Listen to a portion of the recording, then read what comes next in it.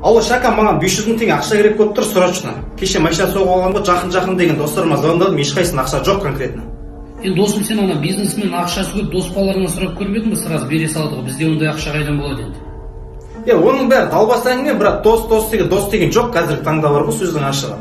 Сен де олардың қатарынан емес шығарсың, әшейінде өлем, күйім, қырам, жоям деген барлығы өтірік екен, конкретно айтайын бар ғой. Досым, сен қатты айтып жүрдің, сен үшін жанын беретін достарың бірі мен болам. Жаныма қатты тиіп кетті ғой сөзің, ондай ақша қайдан болады бізде? Бірақ енді бір вариант бар, ол болуы мүмкін, болмауы мүмкін, сен маған енді қатты сеніп қалма. Ендеше мен кеттім, досым. Сен қайда кеттің, шака, сен маған қалай 500 мың теңге тауып бересің? Вакцина салдырам, короче. Анау-мынау болып кетіп жатсам, 500 мың теңгені сен ал, машинаны жөндетіп аласың. От души, шака, красавчик, брат, дос болса сен сияқты болсын. Все, давай, брат, жол болсын. Давай.